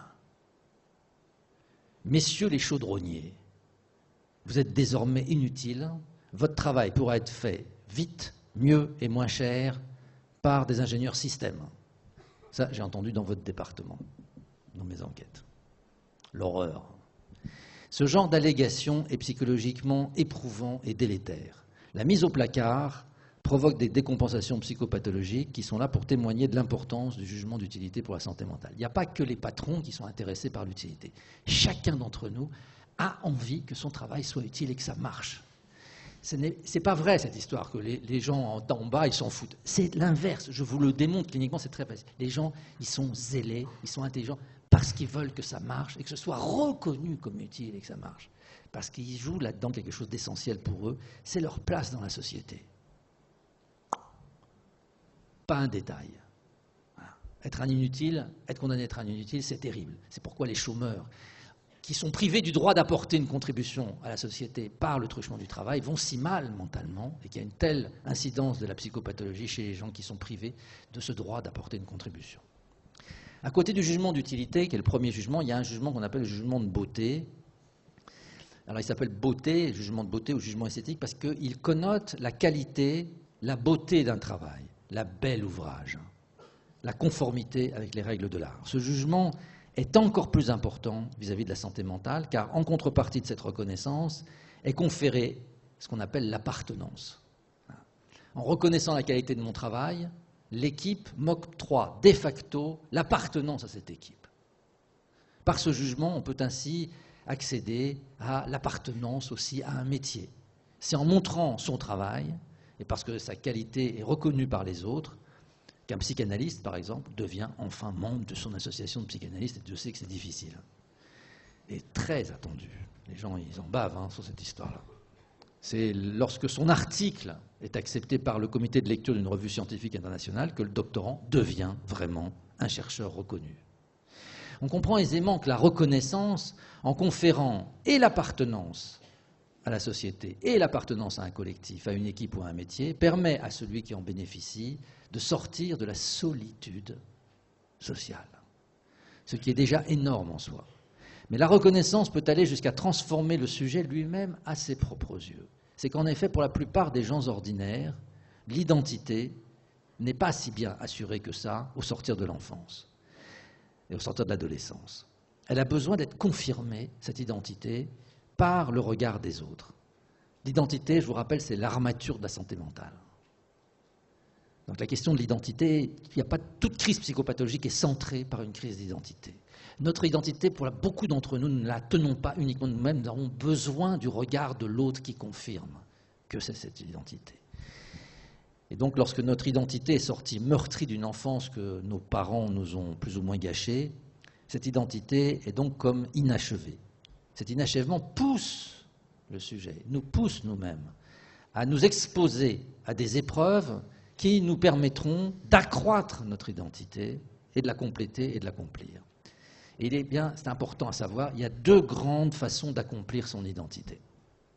La première, c'est l'accomplissement de soi dans le champ érotique, et ça passe par l'amour. Et la seconde, c'est l'accomplissement de soi dans le champ social. Et cette fois, elle passera toujours par le travail. Et cette dernière occasion constitue en quelque sorte une deuxième chance pour ceux dont l'enfance a amputé les possibles développements de leur identité et pour ceux qui, par ailleurs, n'ont pas de chance en amour. Beaucoup d'entre nous avons des difficultés du côté de l'amour. Bon, pas vous, mais moi, oui, parce que je suis psychanalyste, donc forcément plus que les autres. Vous savez, les psychiatres sont touchés, particulièrement. Mais bon, un certain nombre d'autres ont des problèmes. Ça ne marche pas très bien du côté de l'amour pour une raison ou pour une autre. Ou parce que vous avez un malheur, celui que vous aimez ou celle que vous aimez disparaît, tombe malade, ou vous plaque. Ça, c'est ça. Ça arrive, voilà. Et donc, vous n'avez pas beaucoup, beaucoup d'entre nous qui n'avons pas de chance en amour, nous tenons grâce à un rapport au travail, notre identité et notre santé mentale. Donc attention, le travail c'est une deuxième chance, mais c'est une chance très importante vis-à-vis de la santé mentale. La centralité du travail vis-à-vis de l'identité est aussi une centralité donc vis-à-vis de la santé mentale. Voilà. La psychodynamique du travail, la psychodynamique de la reconnaissance, plutôt pour ceux qui en bénéficient, est le processus par lequel la souffrance au travail, dont je vous ai parlé tout à l'heure, est transformée en plaisir au travail. C'est une psychodynamique bien différente du masochisme, qui est une érotisation directe de la souffrance. Ce n'est pas de ça que je vous parle. C'est un circuit long qui passe par le travail, le jugement sur le travail et donc la reconnaissance par les autres. C'est le deuxième niveau de la sublimation pour ceux qui s'intéressent aux questions plus théoriques. De ce résumé sommaire des jugements sur le travail, vous pourrez retenir que c'est une forme très élaborée d'évaluation. Mais c'est une évaluation qui s'oppose radicalement au mesurage, à la mesure quantitative des résultats du travail qui sont non seulement réductrices mais fausses. J'insiste là-dessus. Les évaluations quantitatives, objectives par la mesure sont fausses et seront toujours fausses. Ça, c'est l'état des connaissances dans le monde du travail. Si le travail est essentiellement subjectif, il est donc invisible, vous ne le mesurez pas. Alors qu'est-ce qu'on mesure ? On ne mesure pas le travail. Aujourd'hui, on ne sait pas mesurer le travail et, à mon avis, on n'y arrivera jamais. Ce qu'on mesure au mieux, c'est le résultat du travail. Mais le résultat du travail n'a pas de proportionnalité avec le travail. Moi, je peux travailler énormément et faire un tout petit chiffre d'affaires parce que je suis dans une zone vachement dure, avec des gens qui n'ont pas beaucoup d'argent, alors que celui qui est dans le centre-ville et qui a que des habitants qui sont très favorisés, alors là, on fait un chiffre d'affaires très facilement, sans travailler beaucoup. Donc, entre le travail et le résultat du travail, il n'y a pas de proportionnalité. Si je prends les malades difficiles, si je prends des psychotiques qui vont mal, évidemment, mes résultats sont moins brillants que si je prends des petits névrosés qui n'ont pas grand-chose et qui sont en plus des enfants dans des milieux favorisés. Évidemment, là, vous faites une thérapie, ça marche très vite, c'est déjà très difficile, mais ça marche. C'est peut-être moins dur que de s'occuper du schizophrène pendant toute sa vie. Donc, il n'y a pas de proportionnalité entre le travail et le résultat du travail. Donc, ce qu'on mesure, c'est faux, ce n'est pas le travail. D'où le sentiment d'injustice terrible. Tandis que les jugements, eux, forment une méthode d'évaluation qui consiste à donner une valeur au travail, mais par des épreuves qualitatives de jugement qui impliquent que les gens parlent, que les autres écoutent et que finalement on émette un point de vue et un jugement. Alors comment évaluer la coopération ? Ça passe d'abord par l'ouverture de l'espace de délibération dont je vous ai parlé à l'évaluateur. L'évaluateur est extérieur au collectif de travail. En s'engageant dans le travail d'évaluation, l'évaluateur accroît en réalité la puissance de cet espace de délibération. Pourquoi ? Parce que pour pouvoir évaluer, il faut que l'évaluateur comprenne comment les travailleurs procèdent pour réussir à travailler ensemble. Et pour qu'ils comprennent, eh ben, il faut que les travailleurs aient le désir d'expliquer le travail à l'expert. Alors, l'expert entre guillemets, parce que je veux dire, l'évaluateur ne peut faire convenablement son évaluation que justement s'il renonce à son statut d'expert. Et s'il admet que ce sont les travailleurs qui connaissent le travail, et pas lui. C'est eux qui savent. Mais c'est parce qu'il est là que les autres vont commencer à expliquer et qu'ils vont dire des choses qu'ils n'avaient jamais dites jusque-là et qui, du coup, ils s'entendent dire eux-mêmes et ils découvrent de leur propre travail des choses qu'ils ne savaient pas jusqu'à ce qu'il les dise à cet évaluateur, à celui qui écoute. Ce temps d'évaluation est important pour le collectif, car la présence d'un tiers auquel il faut expliquer oblige en quelque sorte le travailleur à préciser son point de vue, à donner forme à son expérience, à justifier ses choix et ses modes opératoires devant les autres membres du collectif et devant l'évaluateur qui écoute. L'évaluation de ce fait devient un instrument de travail pour le collectif lui-même. De quelle façon ? Voilà. Bon, je vous l'ai un petit peu dit, donc je ne vais peut-être pas insister là-dessus. L'évaluation collective, en tout cas, en présence d'un tiers, peut alors, au-delà de la révélation d'aspects jusque-là méconnus du travail réel, aider, c'est un point important, une fois qu'on en a parlé, une fois qu'on l'a compris, ça aide à la réappropriation collective, cette fois-ci, des savoir-faire et des habiletés, à la réappropriation de la connaissance et de l'expérience collective, des composantes et de la complexité de la coopération. Maintenant, ils savent ce que c'est que cette coopération. Lorsque les conditions de la bonne délibération collective sur la coopération ont été réunies, alors l'évaluation collective accroît l'intelligence du collectif. J'insiste. Le temps de l'évaluation ici, ce n'est pas simplement pour avoir un point de vue gestionnaire, c'est quelque chose qui sert au collectif lui-même pour s'accroître, pour devenir plus intelligent et plus compétent qu'il n'était avant l'évaluation. C'est donc une nouvelle compétence. Alors il est important d'y insister, l'évaluation collective du travail de coopération, donc, est possible. Ce n'est pas simplement un vœu que je formule. Il y a des expérimentations sur l'évaluation du travail collectif qui sont en cours actuellement en France, dans des entreprises privées, aussi bien que dans des entreprises publiques. Elles sont, je pense, assez encourageantes et donnent déjà des résultats, certains sont très brillants, qui permettent d'espérer pouvoir mettre un terme à la méthode d'évaluation par la mesure individualisée des performances et agir ainsi en faveur de l'amélioration de la santé mentale au travail. Je ne vous parle pas, je ne vais pas reprendre la même chose évidemment à propos de la qualité totale, mais la qualité totale aussi c'est un contresens, c'est pourquoi, vous savez, la qualité totale, si vous avez compris ce que je vous ai dit, c'est assez facile de vous le dire, la qualité totale, ce qu'on apprend du monde du travail, ce qu'on apprend de la clinique du travail, c'est que ça n'existe pas la qualité totale. Il y a tout le temps des imprévus, tout le temps des choses qui ne marchent pas, tout le temps des pannes, des bugs, des machins. Donc la qualité totale, ça n'existe pas. C'est un idéal. Alors cet idéal est très important. Mais dans la pratique, nous ne faisons pas l'idéal. Nous essayons d'aller vers l'idéal. Alors cet idéal est important à formuler. Mais si vous dites, il faut la qualité totale pour avoir, normes ISO, machin, etc., les certifications qui permettent d'aller sur le marché, qu'est-ce que vous faites? Comme ce n'est pas vrai, bah vous obligez tout le monde à mentir. Donc tous les gens qui ont la qualité totale mentent. C'est un malheur. C'est extrêmement grave. Non, non, c'est pas drôle du tout. Vous avez la qualité totale et puis ça fait... Voilà, donc les gens sont obligés de mentir parce que comment il faut faire des communications. Alors on fait des bulletins. Alors vous devez raconter votre service. Ah bon, mon service, ouais, tout baigne, chef, il n'y a pas de problème. Conseil d'administration... Non, pas le conseil d'administration. Conseil de direction, comité de direction, les CODIR. C'est... Ma direction, moi tout va bien. Ça va bien. Qualité totale. Mais vous obligez tout le monde à mentir parce que vous ne devez jamais raconter ce qui ne va pas. Donc même quand vous faites les bulletins, les machins, votre laboratoire, mon laboratoire c'est le meilleur, hein. Mais vous mentez. Moi aussi je mens, pas seulement les autres. Hein. Dans mon labo je suis obligé de mentir parce que sinon on me coupe les crédits. Donc je suis toujours le meilleur. C'est pas vrai évidemment. La qualité totale comme c'est faux, bah, vous avez la qualité totale et puis paf, AZF Toulouse, tout explose. Ils avaient la qualité totale. Mais qualité totale avec des sous-traitants, ça ne marche pas. Jamais un ouvrier chimiste n'aurait fait ce que le gars qui était sous-traitant a été faire. Vous prenez un intérimaire, vous lui dites, allez, va porter ces sacs, tu vas les foutre là-bas. Ben, le mec, il va les foutre. Un chimiste, il dit, non, non, non. De toute façon, on lui dit, oui. Il va vérifier sur les sacs ce qu'il y a dedans. Si c'est il sait, on ne fait pas n'importe quoi. Il vérifie, c'est la coopération. On lui donne un ordre, il vérifie. Ça fait partie de sa coopération. Pas... En plus, c'est un sous-fifre. C'est lui qui vérifie. Il apporte sa contribution. Dites donc, chef, vous êtes sûr là? C'est bon? L'infirmière, elle m'apprenait, moi, quand je faisais mes premières prescriptions dans mon service hospitalier. Ah non, non, là, docteur, vous êtes sûr là? C'est ça? Ah ben, monsieur Gouret, hein. Heureusement qu'elle est là. Sinon, il est mort, le mec, là-bas. Avec les prescriptions que je faisais.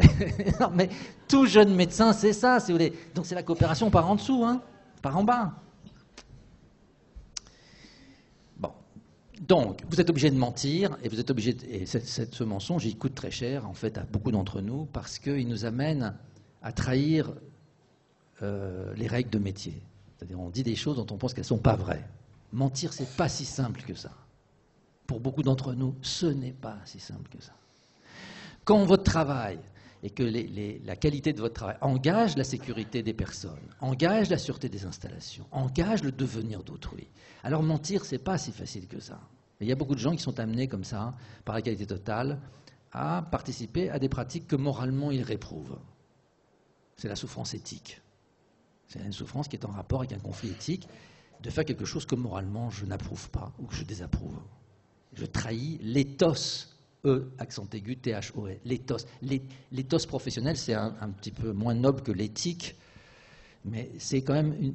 Chaque métier a son éthos, les règles, la déontique. Si je trahis ces règles de métier, en fait, je finis par me trahir moi-même.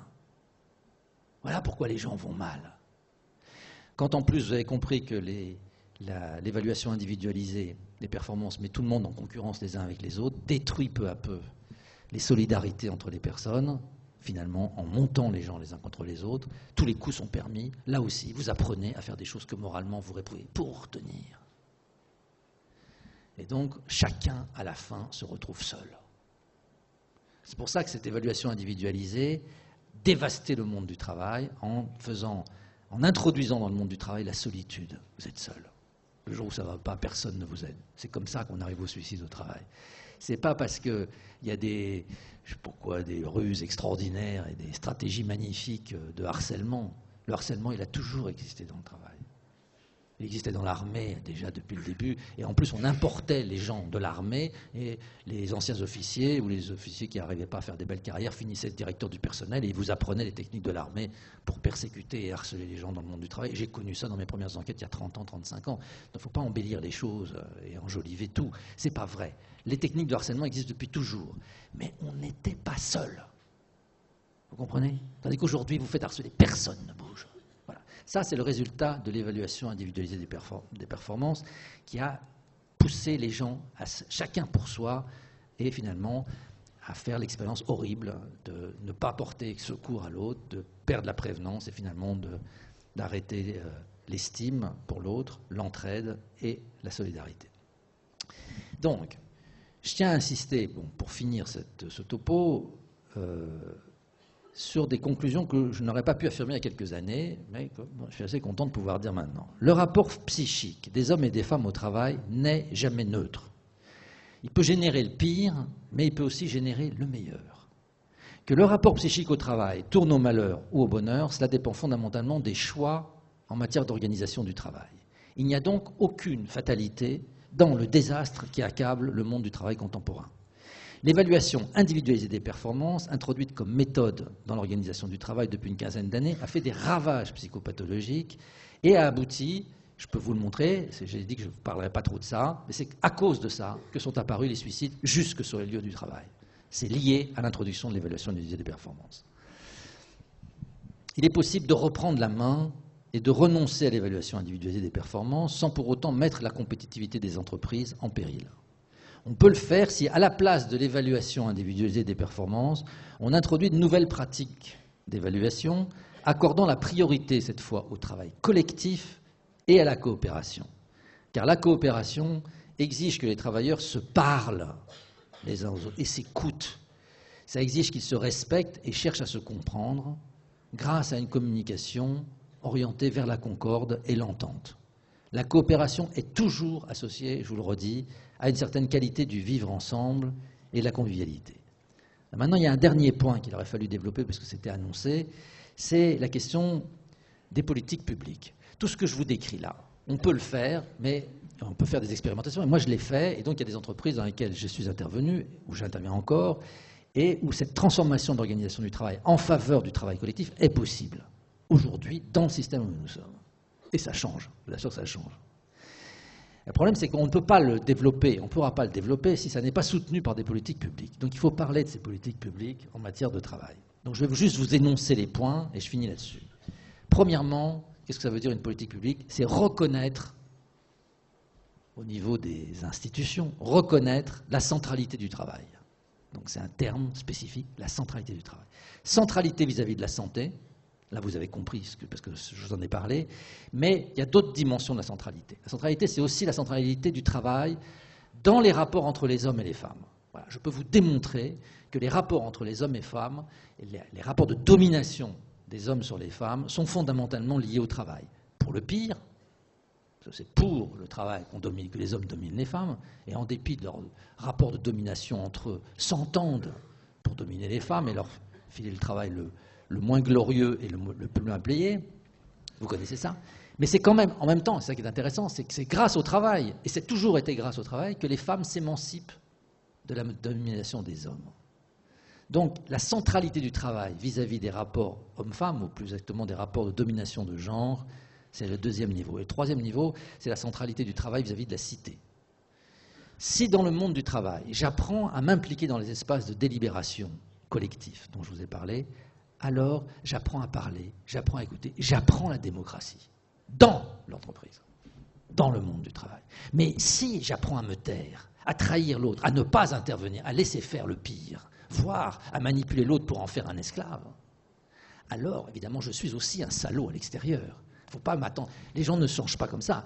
Je laisse faire toutes les vacheries. Je me trahis moi-même dans l'entreprise, mais après, on me fait faire des choses que je dis. Mais après, je ne suis pas un type du tout sympathique à l'extérieur. Et sans solidarité à l'intérieur, je n'apprends pas la solidarité non plus à l'extérieur. D'où la destruction de la civilité ordinaire.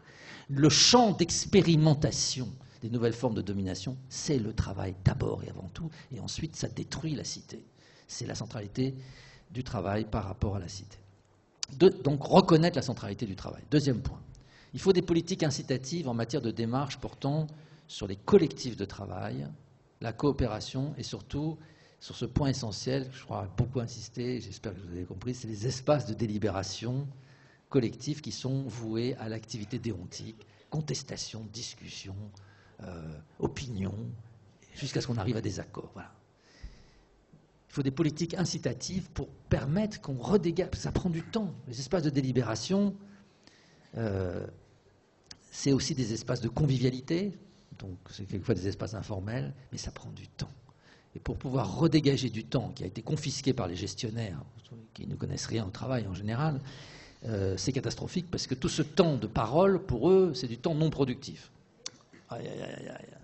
Donc, ils ne comprennent rien. Enfin, les gestionnaires d'aujourd'hui ne comprennent absolument rien au travail, et ce n'est pas par hasard, donc je vais y revenir dans un instant.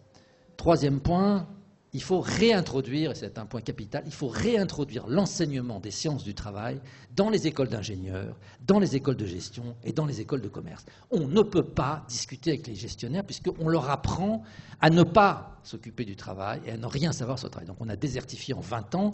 Même à Polytechnique, on n'étudie plus le travail. Les ingénieurs n'étudient plus le travail. D'ailleurs, ils font des écoles d'ingénieurs, mais ils finissent banquiers. Ils ne font pas le travail, vous comprenez, de diriger un atelier. Donc, avant, c'était les ingénieurs. Les ingénieurs, ils avaient une référence au travail, à partir de laquelle on pouvait discuter de la transformation. Aujourd'hui, on a des gestionnaires, ils ne veulent rien savoir. Et dès qu'on leur parle du travail, ils se défendent, ils disent « pas de savoir, ça ne m'intéresse pas ». Et de toute façon, les gens qui nous embêtent avec leur métier sont des empêcheurs de tourner en rond ou de réussir nos affaires de gestion. Donc on les met au placard, on les vire. Donc il faut, quatrième point, repenser le management lui-même à partir d'une analyse du travail. Il faut revenir au travail. Mais il faut, pour pouvoir négocier avec des directions, il faut que les gens comprennent ce que c'est que le travail. Vous avez compris? Or aujourd'hui, nous avons des dirigeants dans les endroits, ils ne savent pas ce que c'est que le travail. Donc, même si vous mettez un rapport de force en face d'eux, à partir duquel vous pouvez espérer qu'on va pouvoir changer les choses, ils ne changeront rien parce qu'ils n'ont aucune idée sur la manière de repenser l'organisation du travail. Ils ne connaissent pas. Mais je ne sais pas si vous comprenez, c'est un désert intellectuel. Un désert. Les gens, dans ma génération, connaissaient le travail, mais dans la génération d'après, on ne connaît pas. Les gens qui ont 40 ans aujourd'hui ne savent pas penser le travail. Donc ils ne pourront pas le transformer. Il ne suffit pas d'un rapport de force, il faut des outils conceptuels, il faut qu'ils apprennent. Voilà. Donc, nous devons réintroduire les sciences du travail dans les écoles. Et il faut, c'est le deuxième point, mais qui est pas tout à fait le même, c'est pour ça qu'il faut quand même le distinguer, il faut repenser le management comme un travail à part entière.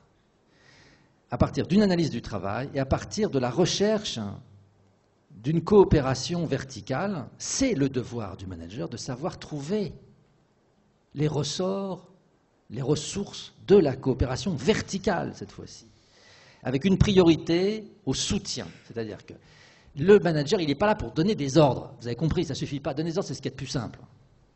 Non, ce qu'il faut, c'est aider ses subordonnés à traiter l'écart entre la coopération, entre la coordination et la coopération, entre la tâche et l'activité.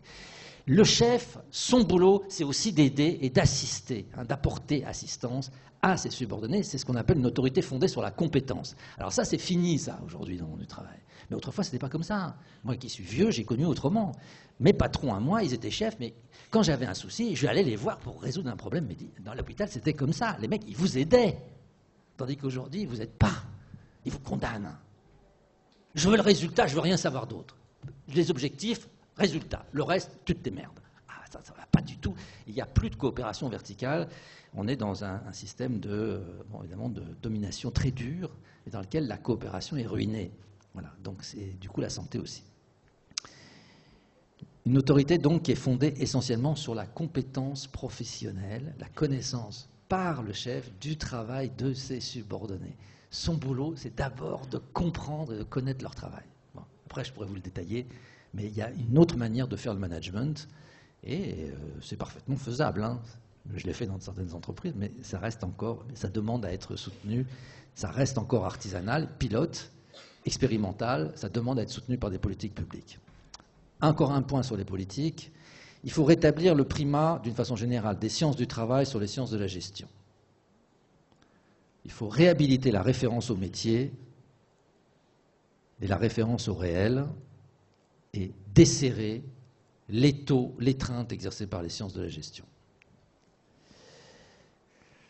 Après, il y a d'autres choses qui concernent le rapport entre la gestion et la finance, mais ça, vous connaissez très bien, mais ça nous dépasse un petit peu. Ça va passer sur un point ultérieur, qui est celui de rétablir le droit et le rôle du tiers, de l'État, dans l'entreprise, jusque dans l'entreprise.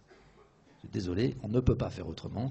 Il faut réviser le droit, revenir à l'Organisation internationale du travail, et notamment la charte sur le travail décent, qui est une possibilité. Je pense qu'au niveau de l'Europe, c'est absolument fondamental de relancer le débat sur l'Europe sociale, parce que l'Europe sociale, ce n'est pas l'ensemble de l'Europe. Cette Europe sociale est marginalisée, mais elle a connu des périodes extrêmement riches de travail de juristes, avec d'ailleurs des gens qui connaissent le travail, pour essayer de le repenser. On peut le faire. Il faut relancer l'Europe sociale stricto sensu, qui est plutôt progressiste et quand même assez intéressante du point de vue du travail. Il faut donc aussi relancer l'Organisation internationale du travail sur la base, et l'autorité de l'Organisation internationale du travail, sur la base de la déclaration de Philadelphie, qui est une déclaration de 1944, et le commentaire très important qu'en donne Alain Suppiot, dans un livre qui s'appelle les politiques publiques, ça va jusqu'à la question du droit, et notamment, point très important, c'est la clinique du travail, la clinique des nouvelles pathologies mentales du travail, avec le droit, parce que le droit du travail, il a été conçu essentiellement pour protéger les êtres humains des atteintes au corps par les maladies professionnelles et par les accidents du travail. Il faut aujourd'hui penser la santé mentale, il faut faire évoluer le droit, ce dans quoi nous sommes maintenant un tout petit peu engagés du point de vue de la recherche, mais il faut aussi que ça apparaisse dans le droit lui-même. Et enfin, c'est le dernier point, il nous faut une politique du travail. Je suis désolé, on ne peut pas faire les politique du travail, c'est-à-dire une politique de l'organisation du travail, en reconnaissant que l'organisation du travail est un problème politique à part entière. Lieu à la fois de la domination, mais c'est aussi le lieu de l'émancipation. C'est aussi le lieu du pire, c'est aussi le lieu du meilleur. Donc c'est très important, c'est le lieu du travail, c'est l'intérieur, et en même temps, ça engage le devenir de la cité. L'organisation du travail ne peut pas se réduire à un problème politique qui serait en surplomb. Il y a un problème spécifique du travail, de l'organisation du travail, qui doit devenir un problème politique à part entière, ce qu'il n'est pas aujourd'hui. Voilà, et qu'il n'est pas depuis longtemps. Une politique du travail, ce n'est pas une politique de l'emploi. Vous comprenez? Ça ne veut pas dire qu'il faut faire une politique de l'emploi, mais ça veut dire qu'il faut reconnaître l'organisation du travail comme un problème politique majeur. C'est à partir de la, je pense, de la reperméabilisation de l'espace du travail, de l'organisation du travail et de la convivialité qu'on peut reconstituer de la cité et du politique au sens noble du terme. Voilà. Respecter, cultiver la coopération, c'est possible dans l'entreprise moderne, y compris dans le contexte économique et financier actuel. La production de valeur est parfaitement compatible avec la restructuration du vivre ensemble. On sait aujourd'hui que la recherche sur une nouvelle forme d'évaluation du travail collectif permet d'esquisser des voies nouvelles pour conjurer le malheur qui s'est abattu sur le monde du travail depuis le tournant gestionnaire des années 80-90. Donc vous voyez, mon bilan est nuancé, mais évidemment, on ne peut pas non plus avoir un regard béat. C'est possible. C'est possible. Ce n'est pas un regard béat. C'est possible. Il n'y a pas de fatalité dans la situation dans laquelle nous sommes. Ah bah, ça dépend de vous et de nous et de l'espace public et de la façon dont nous saisissons de ces questions. Je vous remercie de votre patience.